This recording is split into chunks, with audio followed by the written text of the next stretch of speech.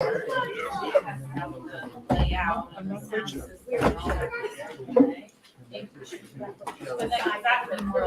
All right, so I have, welcome to parables class, everybody. Yeah, we're going to talk about parables. Hopefully by the end of the day, you'll have some idea of what other people think a parable is. Maybe even have some idea of what you think a parable is. All right, so this is what we got. I handed these out. So I'd like to take about 5 minutes for everybody to kind of look through this. And the question is, which of these is a parable? Why or why not? And the point of this is, you might say, I don't know, almost for every single one of them. But we're trying to figure out what is a parable compared to something that's not a parable, right? A story that's not a parable. And we're trying to get to a definition of what do we think a parable is. So, which one of these is a parable? Yes or no? And it may be just a brief thing of this is a parable because this isn't a parable because. All right. I'm going to go get a marker. I'll be back.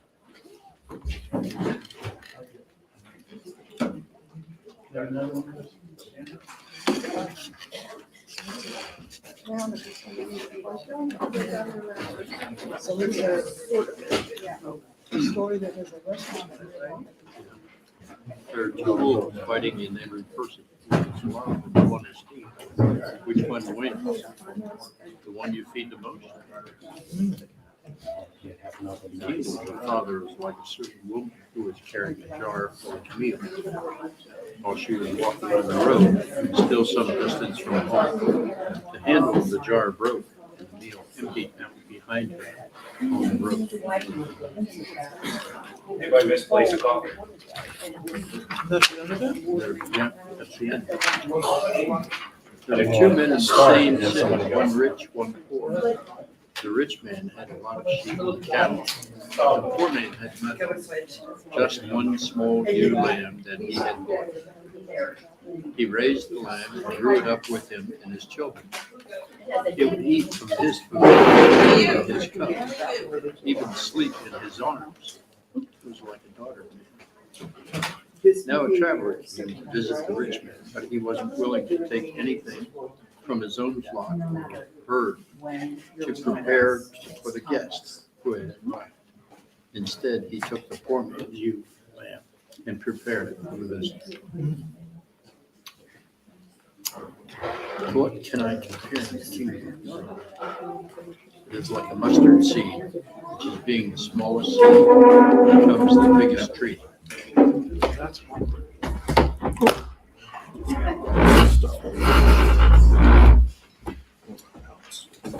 The boy tended the sheep and continued to go up to their ankles and shout, "Help, there's a wolf." Farmers were all come running, only to find that the boy said that was not true. Then one day there really was a wolf. The boy shouted, they didn't believe him, and no one came to his aid. The whole flock was eaten by the wolf. The story shows that this is how liars are rewarded. Even if they tell the truth, no one believes them. A scorpion and a tortoise became such fast friends that they took a vow that they would never separate. So when it happened that one of them was obliged to leave his native land, the other promised to go with him.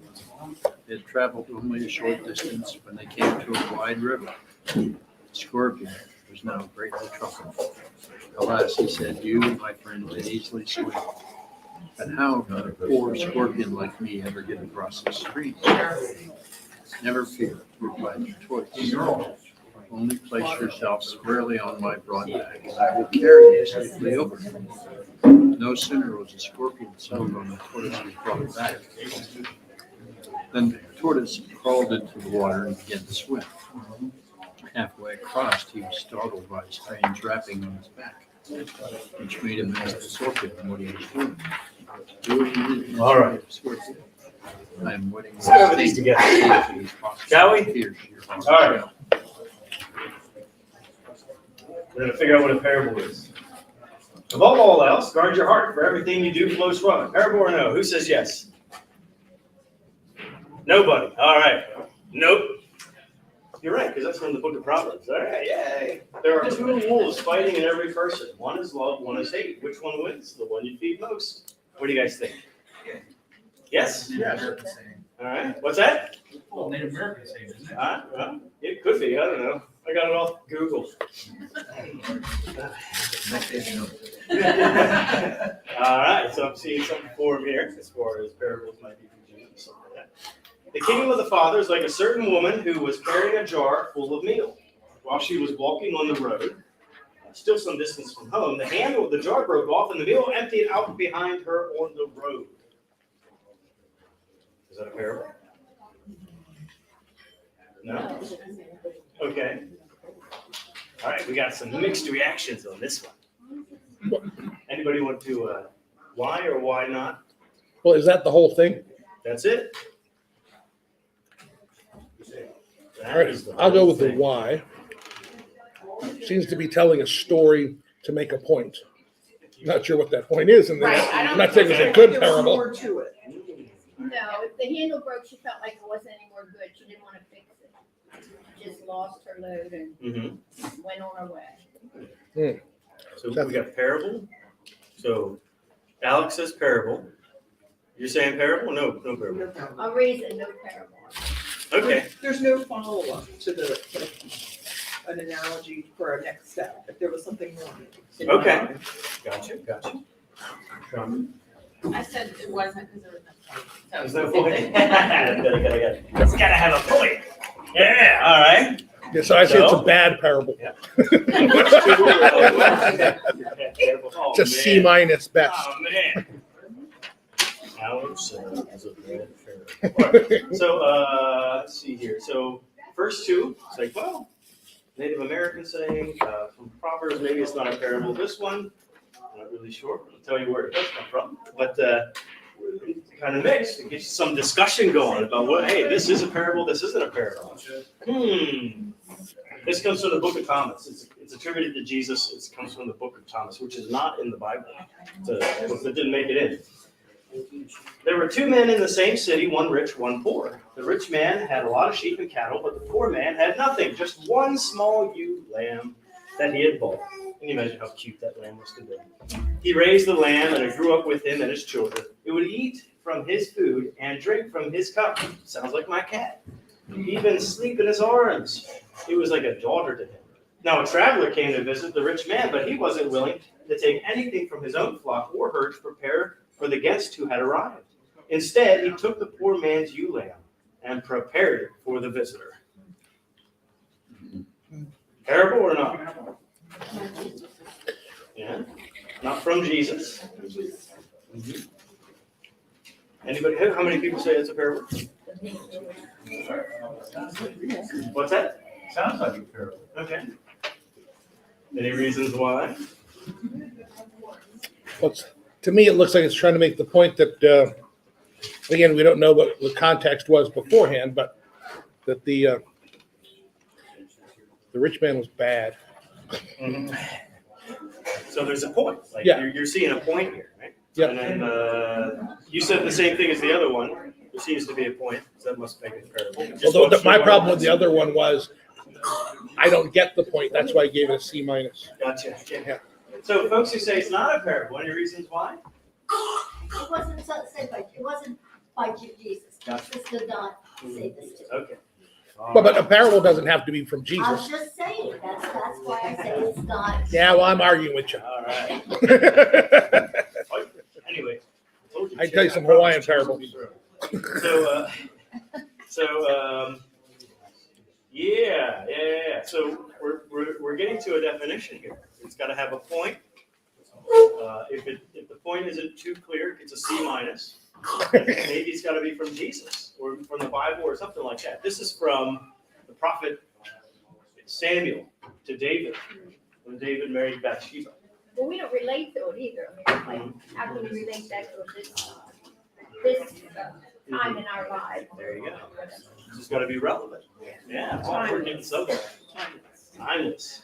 All right, so the mustard seed, we all know that's from Jesus. We'll just skip that one. Yeah. How about the other three?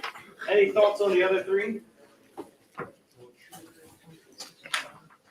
How about the boy that cried wolf? You think that's a parable? That's so old. It's old, yeah. Well, I would say it is. It's not from Jesus, it makes a point. Yeah. Again, I argue the parable doesn't have to come from Jesus. Mm-hmm. Okay. But we can use that nowadays because the little kids, they tell you a lie. I mean, really a lie. And I said, no, people are not going to believe anything you say. You tell these stories. I mean, you have to gently tell them. So that kind of relates. Same thing. Mm-hmm.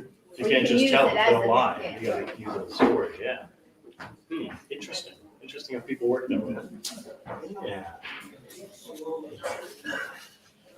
How about the scorpion and the tortoise? That's a retelling of the scorpion and the frog. It's an old Persian story. The original, and somehow somebody turned it into a frog at some point. Is that a parable? Think it's a parable? I would say, yeah. Yeah? Yeah, I mean, the point there is that scorpions don't change. Mm-hmm. So it's got a point. It's in their nature. All right. And we'll do the last one here. This one, a sage was going to a bath. His students saw him and asked, "Where are you going?" He said, "To do a religious duty." They said to him, "Your bath is a religious duty?" And he said, "Yes. If the statues of kings are scoured and washed and the person washing them earns a living, even more is praised for doing so. And how much more should I take a bath? Because I was created in God's image." This was said in olden times when a bath was a special occasion.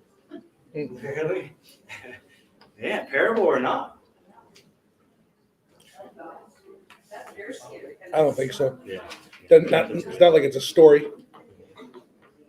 He's quoting something and rationalizing his bath. All right, so it makes a point, like take a bath, will you? Maybe even the sage is like, "I'm taking a bath, guys. Wouldn't that be a good idea? Ye who smell," right? That type of thing. He's making a point, but it's not a story. But then it is kind of a story about a man who's telling people to take a bath. So there's a point, but it's not quite a story. All right. So if I'm hearing everybody right, there is this idea that it's got to be religious in a form or fashion, maybe directly from Jesus, maybe just from the Bible. It maybe could be religious from another tradition. It's got to make a point, but then it also has to be a story. So if you just come out and say just make a point, then that's not a parable. What do we think about the mustard seed? Do you think that's a parable? Okay. Say why? It's timeless and it tells a story. Mm-hmm. I mean, it doesn't have to be short, but it tells a story. And it provides this analogy. Mm-hmm. An analogy. Yeah. Ooh. Yeah. See, that's what I was going to say. Go That's what I was going to say. It's an analogy. I don't think it's a parable. Oh boy, man, you guys are Oh fast. my gosh, this is so proud. Yeah. Talk See? about what the kingdom of heaven is like. Mhm. That is telling, I mean, that to me is what a parable is. This is It's not only making a point on how to act, but also it's telling and letting people know what the kingdom of heaven is like, what, it's something they don't already know. Needed to figure out. Yeah. Yeah, but I'm going to push back again. I know I'm an ass, but I think that I think the basis of a parable is a story. And and I don't know that, I think it's an analogy that the kingdom of heaven is analogous to a mustard seed. But I don't see this, if this were a man went out to a field and planted a mustard seed. And that mustard seed grew into a huge tree, and all the birds of the air fell into it. This is what heaven is like. So if there's a bigger, This is the abridged version. yeah. This would be Reader's Digest in That's code. exactly what I was thinking. Yeah. Yeah. Okay. So there's analogy, but it also has to have a story. Mustard seed is a parable. Like the kingdom of heaven. We're gonna leg wrestle. Parable number 14, in chronological order. So it's different. Let's say you took the boy crying wolf. Let's say Jesus knew that, right? And he said, the kingdom of heaven is like someone who always tells the truth. Is that a parable? I mean, it's just sort of like kingdom of heaven, and it just states what it is. I wouldn't think that's a parable. Kingdom of heaven is like a boy who cried wolf. This is what happened to him. So definitely. Be a parable. I think so. So now, okay, so here's the deal. You guys are not all on the same page. Welcome to it. Yeah, welcome to it. So parables, what are they? Yeah, a lot of ink has been spilled over this question. I want to go through a few of the folks over the years, especially in the 20th century, who have come up with different definitions and tried to say, okay, this is what it is. This is what a parable is. And then I'm going to offer something for us to consider, because that's going to be what I think a parable is throughout these 4 classes, and something to keep in mind. But what is a parable? What's Jesus doing with it? And we'll flesh that out over the next couple months. All right. Have you ever heard of an allegory? Mhm. All right. So let me get Augustine here. And then I can get Augustine up on my phone. Call him up. So this is from. Can't see. Sorry. This is from Augustine's commentary on the Good Samaritan. Let me know if this sounds familiar about how you may have heard parables translated or interpreted over the years. Good Samaritan, we all know that one, right? Guy goes from Jerusalem to Jericho, gets beat up, left for dead, he's robbed. A Samaritan comes after he's bypassed by a priest, a Levite. A Samaritan comes, puts him on his donkey, takes him to an inn, pays for his medical treatment, and then Jesus says, go and do likewise. A certain man went from Jerusalem to Jericho. Adam himself is meant here. Jerusalem is a heavenly city of peace, from whose blessedness Adam fell. Jericho means the moon. What? And signifies our mortality, because it is born, waxes, wanes, and dies. Thieves are the devil and his angels, who stripped him, namely, of his immortality, and beat him by persuading him to sin, and left him half dead. Because insofar as man can understand and know God, he lives. But insofar as he is wasted and oppressed by sin, a person is dead. They are therefore called half dead. But he's really getting into it. The priest and the Levite who saw him and passed by signify the priesthood and the ministry of the Old Testament, which could profit nothing for salvation. Samaritan means guardian, and therefore the Lord himself is signified by his name. The binding of the wounds is the restraint of sin. Oil is the comfort of good hope. Wine, the exhortation to work with fervent spirit. The beast is the flesh in which he deigned to come to us. The being set upon the beast is belief in the incarnation of Christ. The inn is the church, where travelers returning to their heavenly country are refreshed after pilgrimage. The morrow, you don't hear that being said too much. The morrow. The next day, I suppose, is after the resurrection of the Lord. The 2 tenths are either the 2 precepts of love or the promise of this life and of that which is to come. The innkeeper is the Apostle Paul. It's the supererogatory payment. What does that even mean? It's a good thing I got a phone. Look up supererogatory. Am I the only one who doesn't know what that is? The performance of more than is asked for. Great. All right. That payment is either the counsel of celibacy or the fact that he worked with his own hands, lest he should be a burden to any of the weaker brethren when the gospel was new, though it was lawful for him to live by the gospel. You got that from the Good Samaritan? Wow. Have you guys heard similar things? A tendency to say, well, it's really this parable really means, this is God, this is us, this is salvation, things like that. Have you ever heard it? Maybe because I didn't grow up Lutheran. Came from a Nope. backwards Christian traditions. Yeah, okay. Yeah, if you Google like the meaning of a certain parable, you can always get a pastor or a church leader lining up what everything in that parable means. So that's an allegory. So that's been the most of the time throughout history.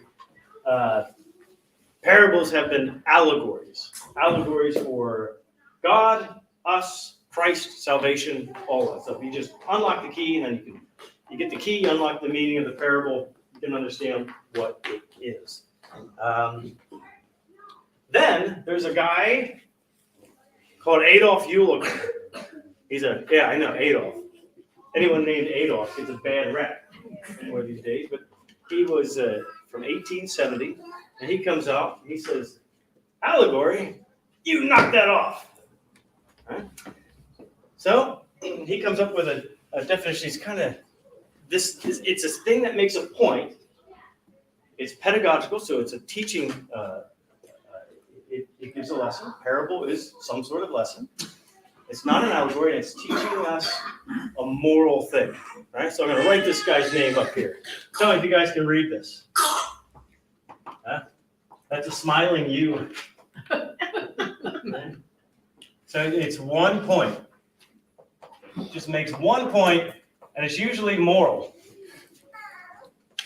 So it's an ethical thing. We see this in the church a lot as well, right? So if we're not allegorizing the crap out of a parable, we might be trying to reduce it down to it just makes 1 point. Now, go up to the time of World War II, so a couple generations later, and you got a guy named C.H. Dodd. Who's Dodd? And he says, like he talked about the kingdom of God and making that analogy, that a parable has got to refer to something. It's not just a story, and it's not just making 1 point, but it is referring to something. So he comes out and he said, I'm going to say KOG. That's our cool way to abbreviate Kingdom of God. That's the reference. I never would have guessed that. COG. Yep. God. Yep. So he says there's one referent, which is the kingdom of God. So that means when Jesus is talking, even if the Gospels say it or not, Jesus is either directly saying the kingdom of God is like a, or he's implying it. Let me tell you a story. You guys are talking about prayer. You wanted to hear about prayer in the kingdom of God? It's like a man at midnight who comes knocking at his neighbor's door, and the neighbor tries to tell him to go away. And yet he kept on knocking and said, I need to feed my children. I didn't make enough today. And so finally, the guy gets up and gives him a piece of bread. Good day. Right? One referent, many meanings. You guys almost started to debate what the jar meant, right? As far as, well, the jar could mean this. It means this, yada, yada, yada. So you can imagine, kingdom of God is like a woman who got meal in a jar and the handle fell off and it dripped all over the road. What on earth does that mean? And then so there's many meanings. And so his idea of a parable is it provokes you. It's a thought, an active thought, and into debate, and into chair throwing, and into grudges, right? And feuds, and all of this. So that's what he thinks there. All right. So coming more modern times, there's a guy named Charles Hedrick. And if you try and type this guy's name in your phone, Apple will try to correct it because it thinks you're looking up Jimi Hendrix. Now, Hedrick, he comes and he says it's a piece of art. Jesus is a poet. So which one was it? One of them was just the story, like the lamb. Right? I think there's another one here, the story, and I think then you say, well, it doesn't go the extra mile. It doesn't say something. It's just a story. And so Hedrick is like, yeah, that's what Jesus did. He was an artist. He was a storyteller. And of course, back then, it just had this religious twist. That's just the way things were. Artists weren't independent Birkenstock wearing pot smoking people like they are today. There was a lot of overlap. religious, he's a sage, he's a rabbi, he's a poet. He tells stories, and people try to figure out kind of what they mean. But he's a poet who's telling specific stories. Somebody, I think he said that it was like a parable has to be relevant for us today. And this thing that was on the worksheet wasn't relevant for us today. I don't see where we can make the connection. And so that's what he's saying. He's like, it's art making connections to contemporary life of first century farmers in Galilee of the time. So they were provocative pieces of art. Think of provocative piece of art today. Pieces of art that the news channels might talk about, or pieces of art that might cause elections to go one way or the other, right? I think of like the one that's really provocative, and one that I still don't understand and still don't like is where there was a jar of urine and then somebody put a crucifix in it. They put it in an art, and this was years ago, right? Yeah, I mean, there it is. Yeah. He was a photographer. Did he take a picture of it, or? It's a photograph. Okay, gotcha. Right? And so some people are like, that's a piece of art. It provokes you. It might have been something that Jesus did. You probably heard folks say that. I don't know if that's the case, but this guy's saying Jesus is similar. He's provoking pieces of art, poetry that provokes you in the thought to debate amongst yourselves. How do we live in today's world? What are the challenges? What should the world be like? It gets people to think about that. So, first century life. And here's a guy that I like. Then there's a guy, something, but his last name's Scott. I think he's got a bunch of names, like Brandon Scott, something like this guy. Yeah. What did he say? All right, here's a couple nerd words. You guys ready for this? Nerd words. I'm full of them. A mashal. He says a parable is that. It's a Hebrew word. It means it is a short narrative that contains a nimshal, which sounds like an insult. You nimshal. Am I right? We have to start using that. Yeah. Mashal, nimshal. Mashal is a short narrative. It contains a lesson. So this has a teaching. This is meant to teach. This is the lesson that's trying to be conveyed. The question is, how open-ended is it? How much can you discuss it? So, above all else, guard your heart, for everything you do flows from it. So, stuff doesn't actually flow from a heart except blood. And you hope it stays in here. So you can see how that's really not literal. It's kind of a story, right? You can picture water or goodness or something good or bad flowing from your heart. So there's kind of an image there. It's kind of an artistic, sort of poetic. You could take a picture of stuff flowing from people's hearts. So that's a short sort of narrative, and it's got a lesson in it. Guard your heart. Make sure it's good and pure. So that's what he's saying that a parable is. It is a fiction that has a teaching moment in it. It's making a point. And then he says, let's see here. I probably wrote it down somewhere. Oh, here we go. He says, parables do have a point, but not just one single point. They function pedagogically. They're teaching moments. And they function as a short fictional story. But they were more. Jesus invited people to reimagine the world the way it ought to be compared to the way it is. Jesus asks us together to look at the world in brand new ways. inviting his hearers to reimagine the world as it ought to be. So there's a reimagining. So he's provoking, and he's definitely making a point, I hope I spelled that right, of reimagining the world.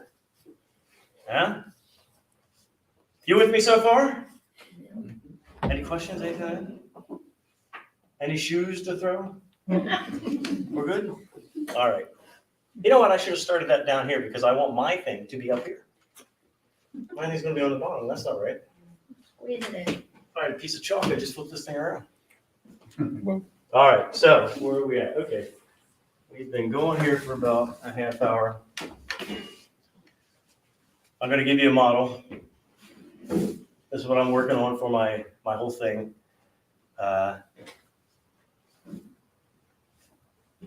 And what I want you guys to take with you as we go through the next couple sessions of this, right? So we're talking about what is a parable. We're going to talk about who Jesus was. So this will fit into that. We're going to talk about how Jesus used parables. This will fit that in. And then how do we use them today is the open question, the thing that I'm really curious about. So getting the whole way down here, Jesus was a teacher of the law. Jesus was a rabbi. See that in the Bible? We hear Matthew says, Jesus came and to fulfill the law, and not one iota will be struck from the law. That's not what Jesus is about. Jesus is teaching Torah. So Torah is God's law. How would you sum up Jesus' take on God's law? There are two things Jesus said. God's law can be reduced to this. What is it? Love God, love each other. Yeah. Love the Lord your God and love your neighbor as yourself. Both of them from Deuteronomy. Both of them Torah. He's not coming up with anything brand new. Not only did he say that, but his contemporary said it as well. There's the story of a rabbi. His name is Hillel. He's the guy who told his disciples to take a bath.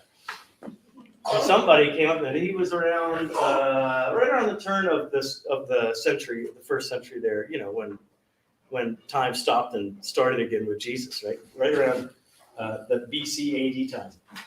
And somebody comes up to him because there's all these debates about what the law is. What is God's law? Can you tell me what God's law is?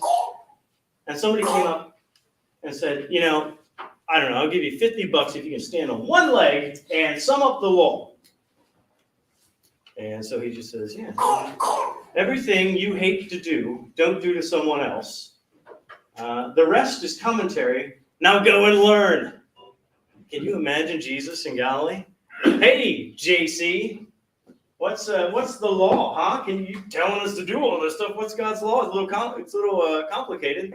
Love the Lord your God with all your heart, your mind, your soul, your whole being, and love your neighbor as yourself. The rest is commentary. Go and learn. Oh, by the way, I got a story.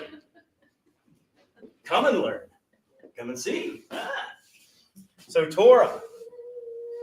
Love the Lord your God with all your heart, all that. Love your neighbor as yourself. And how do I do that? I'm going to need a little more guidance there, Rabbi. Well, it just so happens that I have a story. Did you hear about the boy who cried wolf? All right. So we have like a teaching or a parable. This is where the parables kind of fit in. And we're going to see how that's not unique to Jesus in a couple weeks. How did Jesus use parables? There are many contemporaries that were using parables as well. And Jesus seems to be one guy who we remember very well who used parables in a similar way. What's the law? Let me tell you a story. And it just doesn't tell the folks what the law is or tell people how to live it out because I don't think it's that easy. And for Jesus, it doesn't seem to be that easy. I could just tell you how to live, but what good is that? You don't learn it. You don't live it. You're not transformed. So this would lead to chair throwing. So you can imagine somebody, What's the law? How do I live? How am I a good covenant Hebrew in right relationship with God and one another? Okay.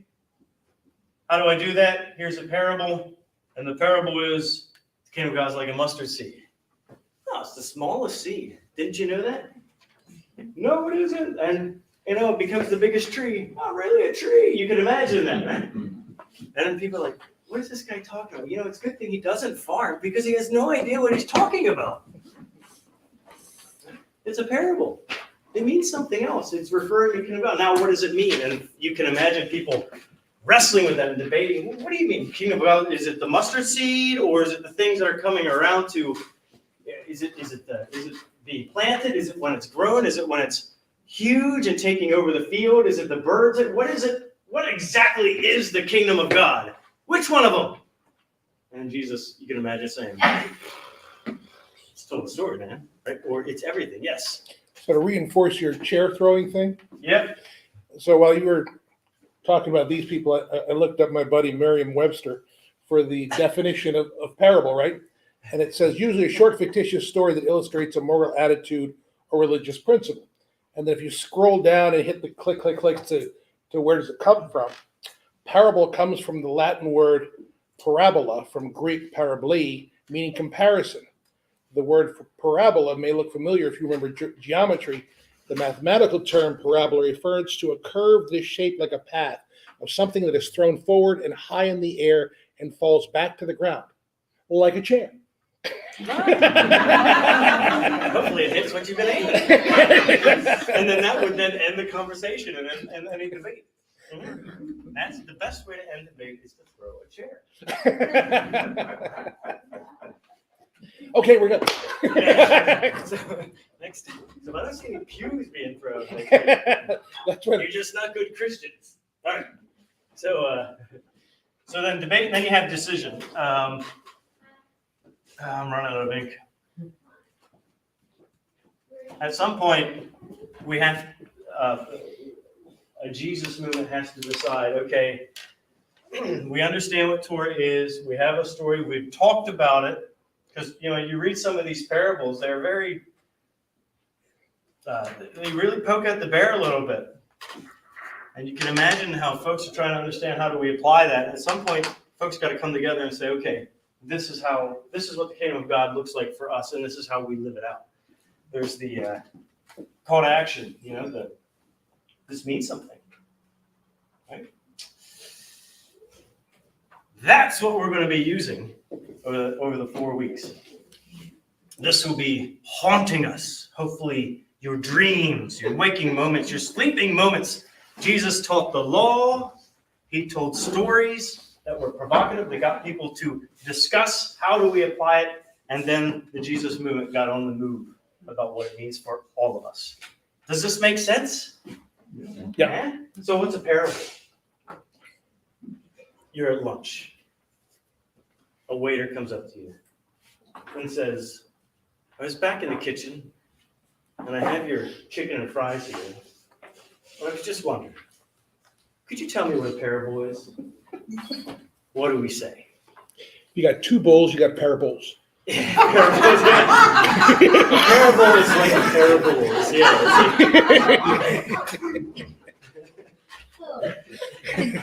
Did you all practice that? What I want to say is like a pithy definition of a parable is really difficult. And folks still debate what a parable is. It's I think there's consensus that it's definitely a story. It has some sort of moral or religious teaching to it. What is that teaching? But there's debate of, is it just one thing? Is it many things? Right? And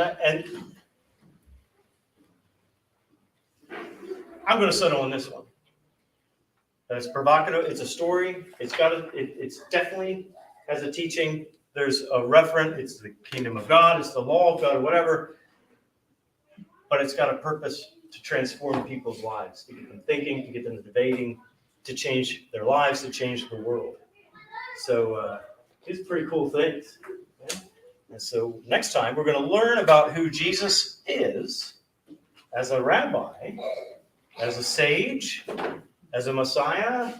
Who is Jesus? And that will inform us, how did he use this process? Unique to him, when so many others were doing a similar thing in his time. Why remember him instead of somebody else? The empty tomb may have something to do with it, but why do we remember him beyond somebody else? All right? Go and do likewise. Thank you.